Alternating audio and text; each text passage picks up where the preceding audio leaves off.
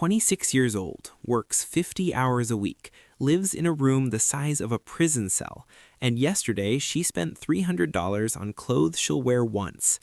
Her name is Maya.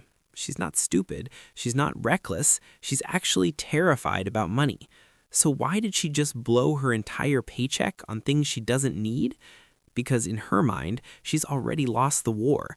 The castle, the house, the future, the dream, it's gone. It was never hers to begin with, so why save for something you'll never have? Welcome to doom spending, the financial plague sweeping through an entire generation. And if you think this is just about young people being irresponsible with money, you're missing the real story. This is about a kingdom where the castles have vanished, and the squires, they've given up the fight. Let me take you back to a simpler time, not centuries ago, just 30 years. Your father walks into a bank. He's 25 years old. He's been working for 3 years since college. He makes $38,000 a year. Not great, but decent. He wants to buy a house, a starter home. Nothing fancy, 2 bedrooms, 1 bathroom, small yard, the American dream in its most basic form. The house costs $95,000. He puts down 5%, $4,750. He saved that in 18 months. The bank approves his mortgage. Monthly payment, $650. He owns a home at 25. Now let me tell you Maya's story. 2025, same age, same work ethic, actually makes more money, $52,000 a year. She wants to buy that same starter home, 2 bedrooms, 1 bathroom, small yard, but now it costs $480,000, 5 times more expensive. Her salary only went up 40%. To save a 5% down payment, $24,000, working the same job as her father, living as cheaply as possible, it would take her 6 years, minimum, and that's assuming prices don't go up while she's saving, which they will. Her father bought a house in 3 years of working. She can't even save a down payment in 6. So last Tuesday, Maya's walking through the mall. She's had a brutal week at work. Her boss yelled at her. Her rent just went up again, another $150 a month. She checked Zillow for the 1,000th time. Houses in her area, $500,000, $550,000, $600,000. Impossible numbers, fantasy numbers. And then she sees it, a beautiful jacket, soft leather, perfect fit, $299. And something breaks inside her brain. A little voice says, why not? You're never buying a house anyway. You're never retiring. You're going to work until you die in a rented apartment. So why not have something nice now? She buys the jacket, then the shoes that match, then the bag. Then she's at dinner with friends, and when the check comes, she says, I'll get it. $160 for 4 people. The dopamine rush feels incredible. She gets home that night, looks at her bank account, paycheck gone, rent due in 12 days, and she feels nothing. Not regret, not guilt, just a hollow kind of acceptance. Because in her mind, she didn't lose anything. You can't lose a race you were never allowed to enter. This is happening everywhere, all around you, right now. A 28-year-old making $60,000, spending $400 a month on takeout because what's the point of cooking in a kitchen I'll never own? A 32-year-old buying a $35,000 car on a 7-year loan because I'll never afford a house, might as well have nice transportation. A 24-year-old's dropping $2,000 on a vacation because retirement is 40 years away and the world might end before then, so I'm living now. They call it doom spending. Spending money because the future feels doomed anyway, because the traditional markers of adulthood, home ownership, financial security, retirement savings, feel like fairy tales. And here's what nobody wants to say out loud. They're not completely wrong. The numbers are worse than you think, worse than most people realize. Let me show you what I mean. Right now, in 2025, the United States has a housing shortage of 2.3 million homes. Not apartments, not rentals, homes, places people can buy and own. 2.3 million missing castles. That number has been growing for 15 years. We stopped building enough housing around 2010 and never caught up. Every year, we fall further behind. Meanwhile, the number of people who want to buy homes, growing every single day. You remember supply and demand from school, right? When there's high demand and low supply, prices go up. Basic economics. Except this isn't basic anymore. This is catastrophic. In 1985, the average home cost 3.5 times the average annual salary. Tough, but doable. You worked hard, saved up, made it happen. In 2000, that ratio was 4.2, getting harder but still achievable for many. In 2025, the average home costs 7.8 times the average annual salary. 7.8 years of your entire gross income, before taxes, before food, before rent, before anything, just to equal the price of an average house. And that's the average. In cities, it's worse. Los Angeles, 11.2 times annual income. San Francisco, 13.7. New York, 9.8. A study came out last month. It projected that even if wages grow steadily and housing prices stabilize, which they won't, it would take 9 consecutive years of wage growth just to make housing affordable again. 9 years to get back to where our parents were in 1995. I talked to a financial advisor, call her Rebecca. She's been in the industry for 20 years. She told me something that kept me up at night. She said, I used to tell young clients to save for a house, put away 15% of your income, build that down payment. In 5 years, you'll be ready. She doesn't say that anymore. Now she tells them, look, the math doesn't work. You make $50,000 a year. Houses in your area are $400,000. Even if you save 20% of your income every year, which means you're living like a monk, it'll take you 7 years to get a down payment. And in 7 years, that house will cost $550,000.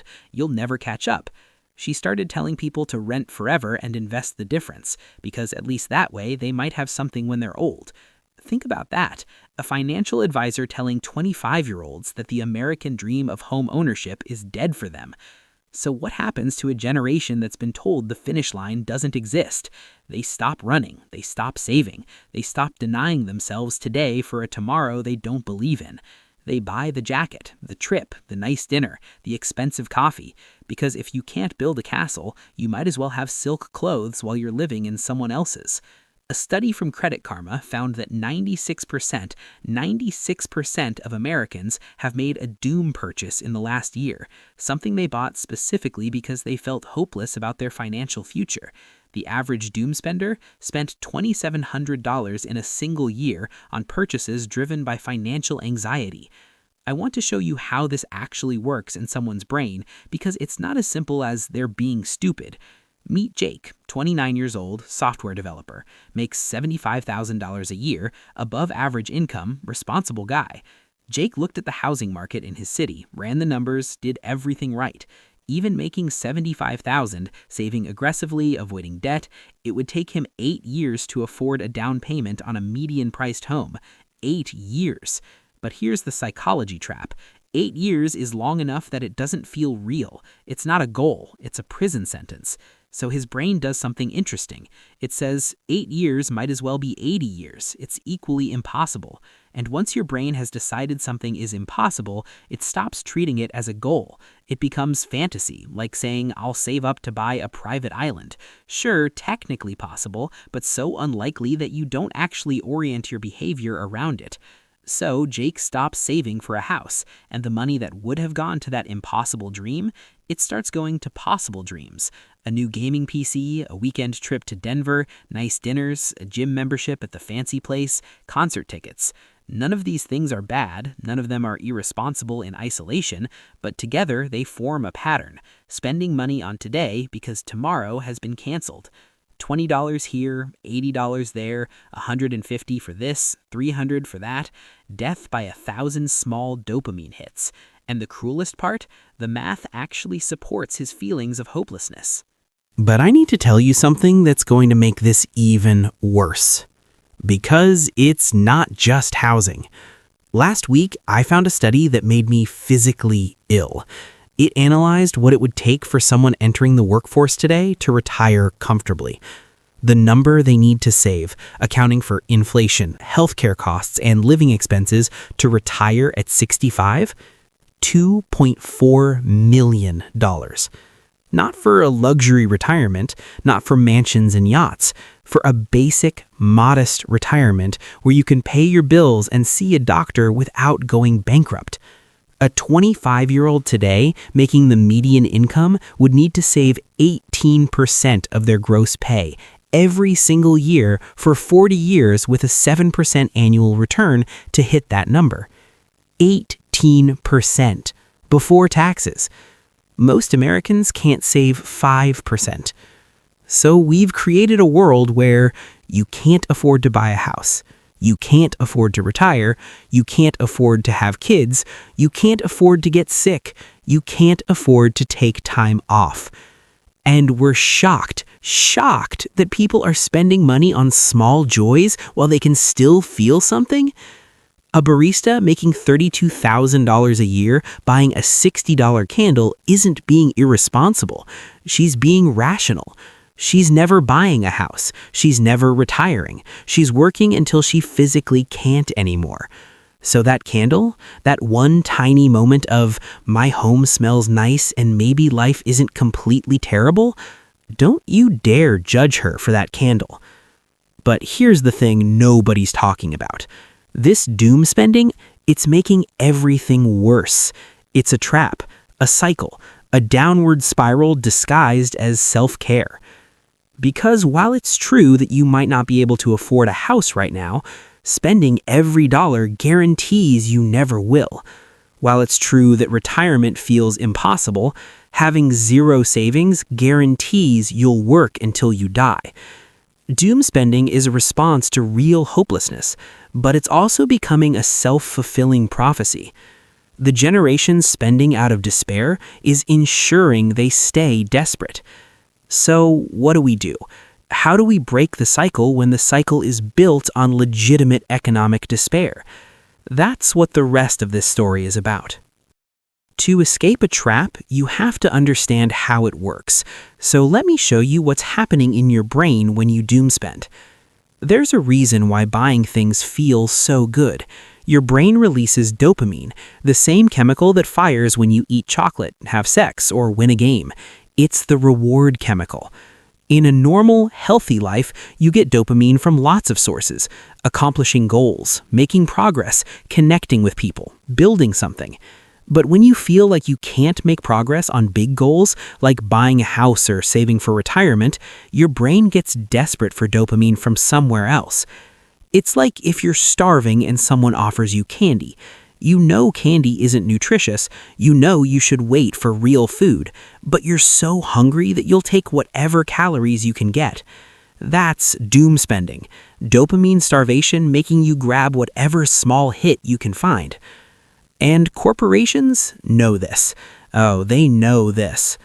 Have you noticed how everything has become a subscription now?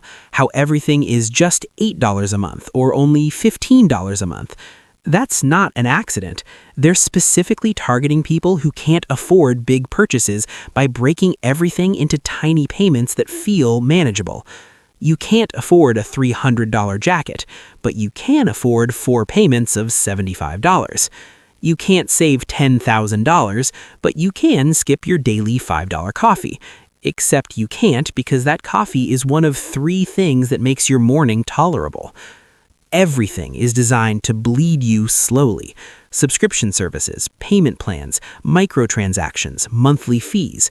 They've studied the psychology. They know exactly how to exploit your feeling of hopelessness and turn it into their profit.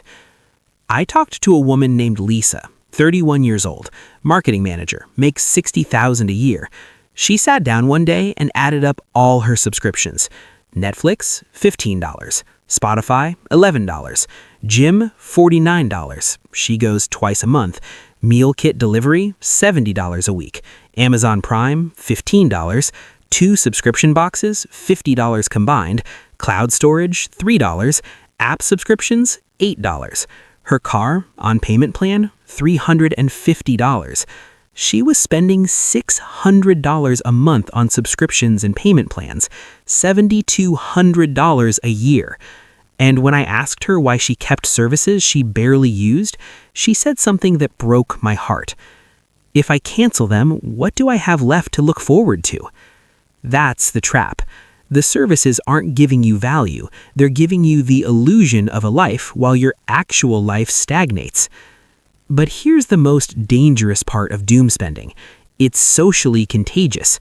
You see your friends going on vacation, you feel left out. You see someone with a new phone, you feel behind. You see people at brunch every weekend, you feel like you're missing out. Social media has turned everyone's spending into a performance. And when you feel bad about your life, watching other people perform their best life makes you spend more to keep up. Except most of them are doom spending too. You're all performing for each other while drowning together. None of this is your fault. The system is designed this way. You're not weak for falling into the trap, but you do have to climb out because nobody's coming to save you. So here's how we fix this. And I'm not going to lie to you, it's not easy, it's not quick, and it requires you to do something that feels impossible when you're already struggling. You have to build hope. Not fake hope, not toxic positivity, real, tangible, evidence-based hope that things can get better. Let me introduce you to a concept that's been spreading like wildfire: loud budgeting. It sounds simple, almost silly, but it works. The idea is this: instead of quietly trying to save money and feeling ashamed when you can't afford things, you loudly, publicly declare your financial boundaries. Friend asks you to a $40 brunch? I can't afford that right now. Want to do coffee at my place? Family expects expensive gifts? I'm not doing gifts this year. I'm saving for my future. Coworkers going to happy hour? I'm on a tight budget, but I'll come for one drink. No shame, no apologies, just facts. And here's why it works. When you say it out loud, you make it real. You make it a choice instead of a failure. You also give other people permission to do the same thing. I guarantee you someone in your friend group is also broke and pretending they're not. When you speak up, they can too. I watched this happen in real time. A guy named Marcus, 27, finally told his friends he couldn't keep going to expensive dinners. He thought they'd judge him. Instead, 3 other friends immediately said, "Oh, thank God, me too." They started doing cheaper hangouts, game nights at someone's apartment, potluck dinners, free outdoor stuff. Their friendships got stronger, not weaker, because they were actually connecting instead of just spending money together. Next concept, soft saving. This is the counter to the "you need $2 million to retire" doom spiral. Soft saving says, forget retirement, forget the 30-year plan, just save enough to handle life's emergencies. Start with $500. That's your "my car broke down" fund, your "I got sick" fund, your "I need to take a mental health day without getting fired" fund. Can you save $50 a month? That's 10 months to your first real safety net. And here's the magic. Once you have that $500 sitting there, life gets less scary, a little less doom-filled. You can handle a flat tire without panic, a medical bill without spiraling, a surprise expense without maxing out a credit card. That feeling, that tiny bit of security, gives you space to breathe. And when you can breathe, you can think. Maybe you save more. Maybe you get to 1,000, then 1,500. Then suddenly you have an "I can quit my terrible job" fund, or an "I can take a class to improve my skills" fund. You're not buying a house yet, but you're not drowning either. Some of you are thinking, I can't even save $50 a month. I hear you. I believe you. So let's get more specific. The doom spending detox. Step 1, track your spending for 30 days. Every single dollar. Don't change anything. Just track your truth. Step 2, find all those subscriptions killing you. I promise you're paying for at least 3 things you don't use. Cancel them right now. Step 3, identify your doom spending triggers. Is it stress, boredom, sadness, comparison? You can't fix a pattern you haven't named. Step 4, replace the behavior. If you stress shop, you need a different stress response. Go for a walk, call a friend, do literally anything else. Step 5, create a wait 48 hours rule. Want to buy something over $50? Wait 2 days. If you still want it, buy it. You'll be shocked how often you forget about it. But here's the thing about all of this, and I need you to hear me clearly. Personal financial discipline is important. These strategies work. You should do them, but they're not the real solution. The real solution is fixing the broken system that made an entire generation feel hopeless.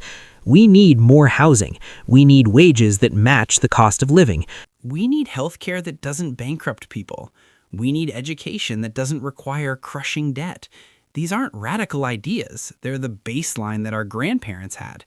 So yes, fix your personal spending, build your safety net, practice loud budgeting. But also, get angry, get political. Vote for people who will build housing, support policies that raise wages, demand change. Because your individual discipline can save you from the worst outcomes, but only collective action can save your generation from this trap. You deserve a future worth saving for. You deserve to believe that hard work leads somewhere. You deserve castles, not just silk clothes. And the first step to getting there is refusing to accept that doom is inevitable. Remember Maya, the woman who bought the expensive jacket? I talked to her 3 months after that shopping spree. She'd hit rock bottom financially. Overdraft fees, credit card debt, real panic. But something clicked. She said, I can't keep living like the future is canceled. Even if I'm wrong about being able to afford a house, I can't guarantee I'm wrong by spending everything. She started small, canceled 4 subscriptions, saved $65 the first month. The second month, she saved $90. By month 6, she had $800 in savings. Not a down payment, not retirement, but a real, tangible safety net that she built herself. And she told me something beautiful. I finally feel like I have some control. I still can't afford a house, but I can handle a bad week without falling apart. That's something. That's the choice in front of you. Are you a squire of the shop? Someone who spends every coin on temporary comfort because the future feels fake? Or are you a builder of the future? Someone who saves what they can, not because they're guaranteed success, but because they refuse to guarantee failure. The castles might be vanishing. The kingdom might be rigged against you. The math might be brutal, but doom spending won't fix it. It'll just make sure you drown in silk clothes. So here's what I need from you. Tell me in the comments, have you doom spent? What was your breaking point? What changed? Share this video with someone who needs to hear it. Someone who's drowning and doesn't know how to swim. Subscribe to Medieval Tales of Financial Wisdom, because we're not just telling stories, we're building a guild, a community of people who refuse to give up even when the kingdom has given up on them. The siege on your future is real. The vanishing castles are real. The hopelessness is real. But so is your ability to fight back. Not with fake optimism, with strategy, with community, with loud budgeting and soft saving, and refusing to let doom become destiny. The future might be harder than it was for your parents, but it's still yours to build, one coin at a time, one choice at a time. The siege continues, but so do we.